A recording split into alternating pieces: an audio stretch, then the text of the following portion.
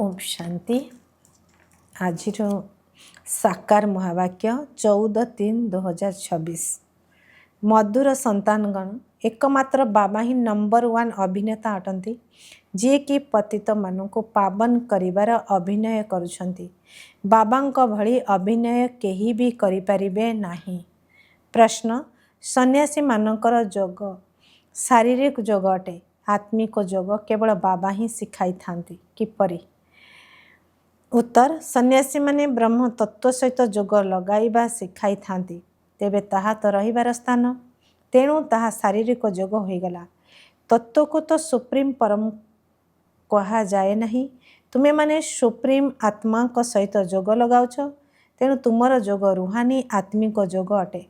यही जोग केवल बाबा ही शिखाई पारिबे, अन्य केही भी शिखाई पारिबे नहीं। काहींकि ना सिए ही तुम मानकर आत्मिक पिता अटंती। गीत तू प्यार का सागर है। ओम शांति।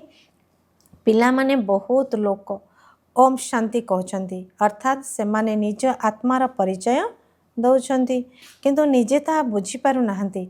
ओम शांतिर अनेक अर्थ बाहर करछंती। केही कहउछंती ओम अर्थ भगवान, किंतु यार यथार्थ नुहे। एही आत्मा कहउची ओम शांति। मु आत्मार स्वधर्म होची शांति, सेथिपाई कहउछंती मु शांत स्वरूप, यह मोर शरीर जहा द्वारा मु कर्म करुछि। केते सहज अटे। सेपरि बाबा मध्य कहउछंती ओम शांति, किंतु मु समस्तंकर पिता ओ बीज रूप हेबा कारणरू जो रचना रूपी कल्पवृक्ष रही तार आदि मध्य अंत को जानिछि। तुमे जेकोसी वृक्ष को देखिले तार आदि मध्य अंत को जानिजिब। से वृक्ष सेही बीज तो होची जड़, तेणु बाबा बुझाउछंती यह कल्पवृक्ष अटे, यार आदि मध्य अंत को तुमे जानी पारिबो नाही, मु जानिछि।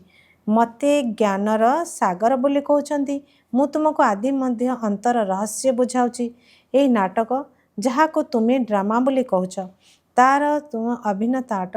बाबा कहउछंती मु तो अभिनेता अटे। पिला माने कहउछंती हे बाबा, पतित पावन अभिनेता होई आसी पतितों को पावन कराओ। एबे बाबा कहउछंती मु मध्य अभिनय करुछि।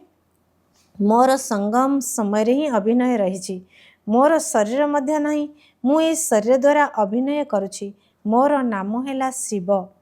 पिला मानकु ही बुझाइबे ना, मांकड़ अथवा जीवजंतु को पाई पाठशाला होई न थाए, किंतु बाबा कहउछंती ए 5 विकार थिबा जोगु चेहरा मनुष्य हेले मध्य कर्तव्य मांकड़ सदृश अटे। पिला मानकु बाबा बुझाउछंती जे समस्ते तो निजको पतित कहउछंती, किंतु एक कथा जानी नाहंती जे आमको किए पतित कराउछि और किए आसी पावन कराउछंती। पतित पावन किए जहाको डाकुछंती, किछि हेले भी बुझी पारु नाहंती। एक कथा मध्य जानी नाहंती जे आमे समस्ते अभिनेता। आमे आत्मा ए पोशाक धारण करी अभिनय करुछु। आत्मा परमधाम राशि अभिनय करुछि।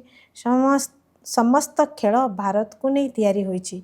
भारत को पावन, भारत को पतित किए कला? रावण।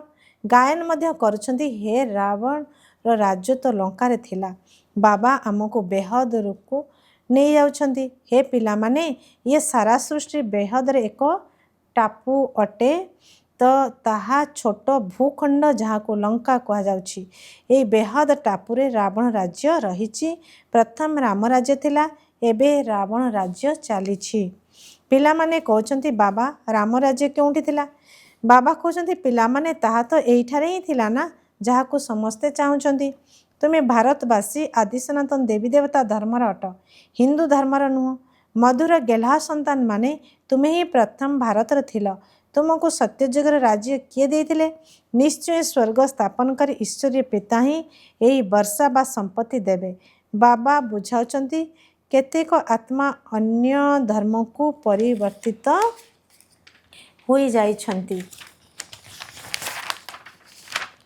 मुसलमान का राज्य थिबा समय बहुतों को मुसलमान करदेले। ख्रीष्टान राज्य थिबा समय बहुतों को ख्रीष्टान करदेले। बौद्ध मानकर एठारे राज्य न होई मध्य बहुतों को बौद्ध करदेले। तो निज धर्म को यही परिवर्तित कर देछंती। आदि सनातन धर्म प्राय लोप हो जिबा परे ही पुनः यही धर्म स्थापना हेब। तेणु बाबा सब भारतवासी मानू कहते हे मधुर संतान माने तुम्हें समस्ते आदि सनातन देवी देवता धर्म थिल। तुम्हें 84 जन्म नहींच ब्राह्मण देवता क्षत्रिय वर्ण रे आसीच। एबे पुनर्बार ब्राह्मण वर्ण रे आसीच। देवता वर्ण को जीवाई गायन करछंती ब्राह्मण देवताए नाम। प्रथमे ब्राह्मण मानकर नाम नौचंती ब्राह्मण माने ही भारतवासी को स्वर्ग करथिले। यह हूँ भारतर प्राचीन योग जहाँ गीतार वर्णना करा जाइछि। गीतार वर्णित योग किए शिखाइले एक कथा भारतवासी भूली जाउछंती। बाबा बुझाउछंती पिला माने ही तो योग शिखाइथिले। यह है आत्मिक योग, बाकी सब शारीरिक योग। सन्यासी आदि शारीरिक योग शिखाउछंती जे ब्रह्म सहित योग लगाओ। यह तो भूल हो जाउछि। ब्रह्म तत्व तो रहिबार स्थान अटे। ब्रह्म तत्व कौन सुप्रीम आत्मा नुहे। बाबा को भूली जाइछंती। तुमे मध्य भूली जाइथिल। तुमे निजर धर्म को भूली जाइछ। यह मध्य ड्रामा रे निर्धार्य रहिछि। विदेश रे एई जोग नथिला। एई ठारे ही हठयोग एवं राजयोग रहिछि। निवृत्ति मार्गधारी सन्यासी केबे राजयोग शिखाई पारिबे नाही। जे जानिथिबे से ही शिखाइबे। सन्यासी माने तो राजत्व मध्य छाड़ी दउछंती। गोपीचंद राजांकर उदाहरण रहिछि ना। राजत्व छाड़ी जंगल को चली गले। यार मध्य कहानी रहिछि। सन्यासी माने तो राजत्व छड़ाई थांती। से माने पुणी किपरि राजयोग शिखाई पारिबे। वर्तमान संपूर्ण वृक्षर जीर्णशीर्ण अवस्था हो गलानी।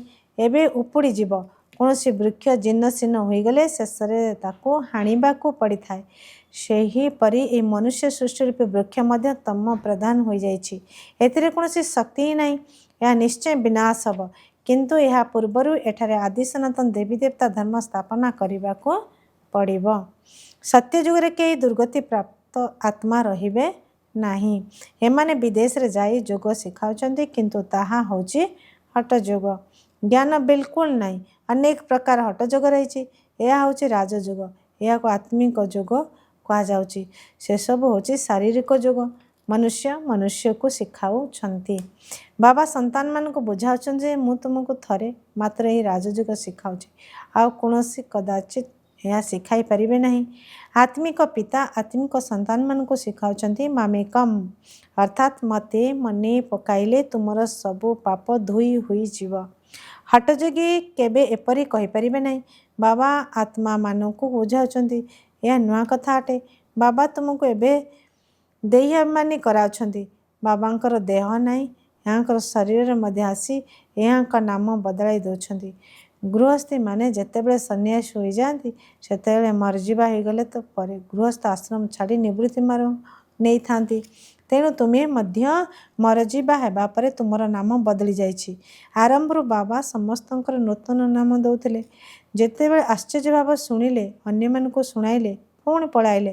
तेणु तांकर नाम देवा बंद हो गला।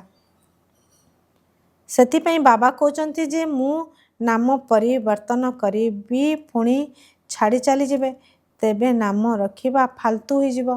प्रथमे आसुथबा आत्मा मान जो नाम रखा जाता ता बहुत रमणीय थिला। एबे नाम रखुनाहांती। जे सर्वदा स्थायी भाव में रहिबे तांकर रखा जिवो। बहुतों नाम रखिले पुणी बाबा को छाड़पत्र दे चलीगले। सेथिपई एबे नाम बदलाय नाहांती। बाबा बुझाउछंती जे ए ज्ञान ख्रीष्टान मानक बुद्धि में पशिब। एतिकी बुझिबे जे भारत प्राचीन योग निराकार बाबा ही आसी शिखाई थिले। तो बाबा को मने पकाइबा द्वारा ही आमर पाप भस्म होई जिवो और आमे निजे घर को चली जिवो। जिए एई धर्मर हुई परिवर्तित हो जाइथिबे से रही जिबे। तुमे जानिछ मनुष्य मनुष्यर सद्गति करि पारिबे नाही। एई दादा मध्य मनुष्य अटंती। ये कहउछंती जे मु कहार सद्गति करि पारिबे नाही। एक कथा बाबा आमको शिखाउछंती जे तुमर सद्गति दाता बाबा को मने पकाइबा द्वारा हेब। बाबा कहउछंती हे आत्मा माने मो सहित जोग लगाइले तुमर विकर्म विनाश हब। तुमे प्रथम स्वर्णिम जोगरे पवित्र थिला पुणी खाद पड़ीगला। प्रथमे जो देवी देवतांकर आत्मा 24 कैरेट सोना सदृश थिला ଏବେ ସେମାନେ ଲୁହ ଯୁଗରେ ଆସି ପହଞ୍ଚିଛନ୍ତି। ଏହି ଯୁଗ ତୁମକୁ କଳ୍ପ କଳ୍ପ ଶିଖିବାକୁ ପଡ଼ୁଛି। ତୁମେ ଜାଣିଛ ଯେ ଏଥିରେ ମଧ୍ୟ କେହି ପୁରା ଜାଣିଛନ୍ତି, କେହି କମ୍। କେହି ତ ସାଧାରଣ ଭାବରେ ଦେଖିବାକୁ ଆସୁଛନ୍ତି ଯେ ଏଠାରେ କ'ଣ ଶିଖାଉଛନ୍ତି। ବ୍ରହ୍ମା କୁମାର କୁମାରୀମାନେ ଏତେ ଢେର ସନ୍ତାନ ରହିଛନ୍ତି। ନିଶ୍ଚୟ ପ୍ରଜାପିତା ବ୍ରହ୍ମା ଥିବେ ନା, ଯାହାଙ୍କର ଏତେ ସନ୍ତାନ ହୋଇଛନ୍ତି। ନିଶ୍ଚୟ କିଛି ହେଲେ ଯାଇ ତାଙ୍କୁ ପଚାରିବେ, ତୁମକୁ ପ୍ରଜାପିତା ବ୍ରହ୍ମାଙ୍କ ଠାରୁ କ'ଣ ମିଳୁଛି? ପଚାରିବା ଦରକାର ନା? କିନ୍ତୁ ଏତିକି ବି ବୁଦ୍ଧି ନାହିଁ। ବାବା ଏକଥା ସ୍ୱତନ୍ତ୍ର ରୂପରେ ଭାରତ ପାଇଁ କହୁଛନ୍ତି। ଗାୟନ ମଧ୍ୟ ରହିଛି ପଥର ବୁଦ୍ଧିକୁ ପାରସ ବୁଦ୍ଧି, ପାରସ ବୁଦ୍ଧିରୁ ପଥର ବୁଦ୍ଧି। ସତ୍ୟଯୁଗ ତ୍ରେତୟାରେ ପାରସ ବୁଦ୍ଧି ସ୍ୱର୍ଣ୍ଣିମ ଯୁଗ ଥିଲା। ପୁଣି ରୌପ୍ୟ ଯୁଗରେ ଦୁଇ କଳା କମ୍ ହୋଇଗଲା। ସେଥିପାଇଁ ଚନ୍ଦ୍ରବଂଶୀ ନାମ ରହିଛି, କାହିଁକି ନା ଫେଲ୍ ହୋଇଗଲେ। ତ ଏହା ମଧ୍ୟ ପାଠଶାଳା ଅଟେ। 33 ନମ୍ବରରୁ କମ୍ ହେଲେ ଫେଲ୍ ହେଉଛନ୍ତି। ରାମ ସୀତା ଏବଂ ତାଙ୍କର ଡିନାଇଷ୍ଟି ବଂଶ ସମ୍ପୂର୍ଣ୍ଣ ହୋଇନାହାନ୍ତି। ସେଥିପାଇଁ ସୂର୍ଯ୍ୟବଂଶୀ ହୋଇପାରିବେ ନାହିଁ। ଫେଲ୍ ତ କେହି ହେବେ ନା, କାହିଁକି ନା ଏହି ପରୀକ୍ଷା ବହୁତ ବଡ଼। ଆଗରୁ ଗଭର୍ଣ୍ଣମେଣ୍ଟରେ ICS ବଡ଼ ପରୀକ୍ଷା ହେଉଥିଲା। ସମସ୍ତେ ପଢ଼ିପାରୁନଥିଲେ, କୋଟିକରେ କେହି ବାହାରୁଥିଲେ। ଯଦି କେହି ଚାହୁଁଛନ୍ତି ଯେ ଆମେ ସୂର୍ଯ୍ୟବଂଶୀ ମହାରାଜ ମହାରାଣୀ ହେବୁ, ତେବେ ଏଥିରେ ବହୁତ ମେହନତ ଆବଶ୍ୟକ। ମମା ବାବା ମଧ୍ୟ ଶ୍ରୀମତ ଆଧାରରେ ପଢ଼ୁଛନ୍ତି। ସେ ପ୍ରଥମ ନମ୍ବରରେ ପଢ଼ୁଛନ୍ତି। ପୁଣି ଯେଉଁମାନେ ମାତା ପିତାଙ୍କୁ ଅନୁକରଣ କରୁଛନ୍ତି, ସିଏ ତାଙ୍କ ସିଂହାସନରେ ବସିବେ। ସୂର୍ଯ୍ୟବଂଶୀ 8ଟି ଗଦି ଚାଲିବ। ଯେପରି ଏଡୱାର୍ଡ ଦି ଫାଷ୍ଟ ଦି ସେକେଣ୍ଡ ଚାଲୁଛି, ସେହିପରି ହିଁ ଚାଲିବ। ତୁମର ସମ୍ପର୍କ ଏହି ଖ୍ରୀଷ୍ଟିଆନମାନଙ୍କ ଠାରୁ ମଧ୍ୟ ଅଧିକ। ଖ୍ରୀଷ୍ଟିଆନମାନେ ଭାରତର ରାଜତ୍ୱ ଛଡ଼ାଇ ନେଇଥିଲେ, ଭାରତରୁ ଅସରନ୍ତି ଧନ ନେଇଗଲେ। ତେବେ ବିଚାର କର, ସତ୍ୟଯୁଗରେ କେତେ ଅସରନ୍ତି ଧନ ଥିଲା। ତାହା ତୁଳନାରେ ତ ଏଠାରେ କିଛି ବି ନାହିଁ। ସେଠାରେ ସବୁ ଖଣି ଭରପୁର ହୋଇଯିବ।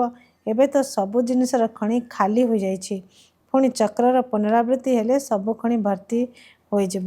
ମଧୁର ସନ୍ତାନମାନେ, ତୁମେ ଏବେ ରାବଣ ଉପରେ ବିଜୟ ପ୍ରାପ୍ତ କରି ରାଜତ୍ୱ ନେଉଛ। ପୁଣି ଅଧାକଳ୍ପ ପରେ ଏହି ରାବଣ ଆସିବ ଏବଂ ତୁମେ ରାଜତ୍ୱ ହରାଇ ଦେବ। ଏବେ ତୁମେ ଭାରତବାସୀ କଉଡ଼ି ତୁଲ୍ୟ ହୋଇଯାଇଛ।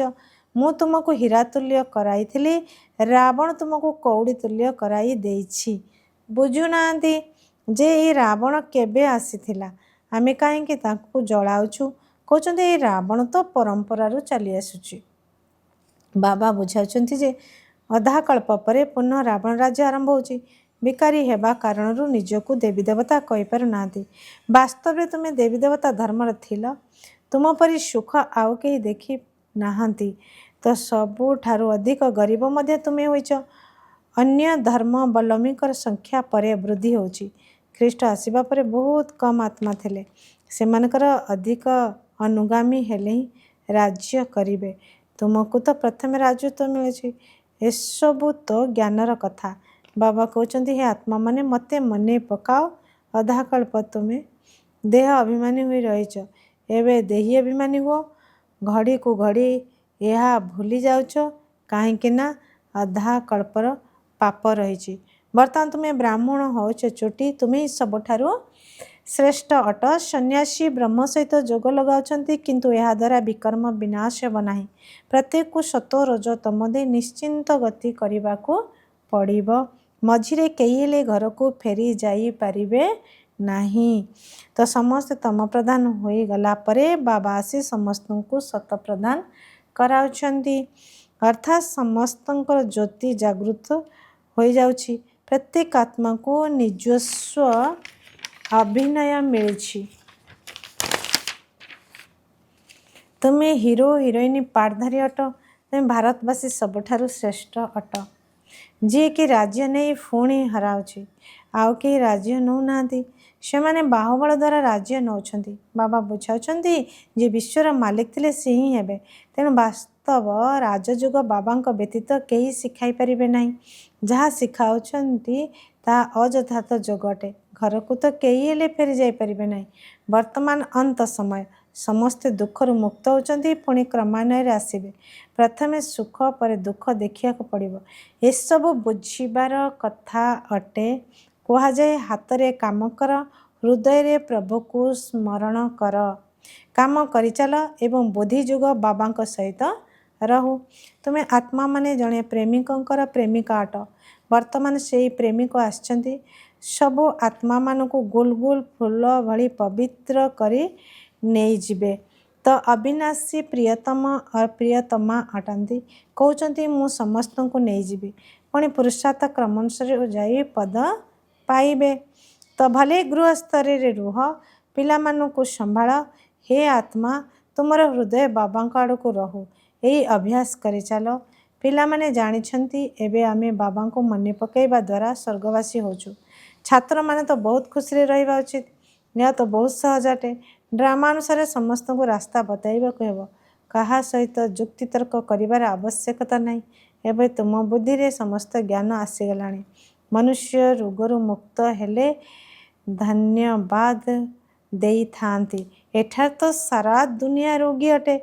अल्प समय जय जयकार हो जीव। अच्छा धारणा पाई मुख्य सारांश 1 नंबर सच्चा सच्चा प्रेमिक हुई हाथ द्वारा कर्म करुवा समय बुद्धि रे प्रेमिक को मने पकाइबार अभ्यास करने को हेब। बाबा को मने पकाई आमे स्वर्गवासी होचु यही खुशी रहिबा को हेब।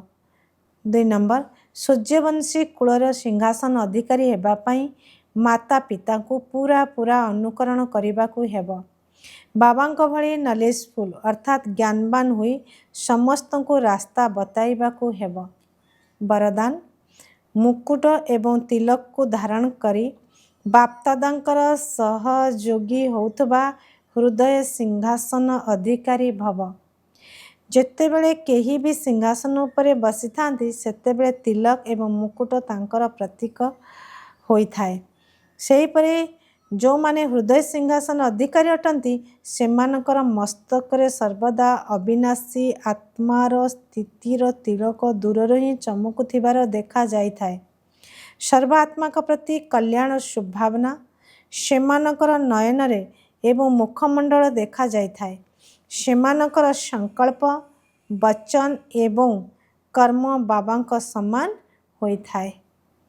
स्लोगान जोग को सरल बा सहज करिबा पाई सरलतार गुण को धारण कर निजर संस्कार गुड़िक को सरल कर दियो। अव्यक्त इशारा निश्चय मूलदुआ को मजबूत करी सर्वदा निर्भय एवं निश्चिंत रुह। विजयी हेबार मूलदुआ बा आधार हैला निश्चय। जदि मूलदुआ मजबूत थिबो बिल्डिंग हली परिबो नाही। तेणु निश्चिंत रही परिबो किंतु केवल बाबा को ऊपर निश्चय नुहे निज ऊपर मध्य निश्चय एवं ड्रामा ऊपर मध्य निश्चय रहिबा दरकार। बाहा ड्रामा बाहा जदि ड्रामा ऊपर निश्चय रहिथिबो तेबे अकल्याणर कथा मध्य कल्याण रे परिवर्तित होई जीवो। अच्छा ओम शांति।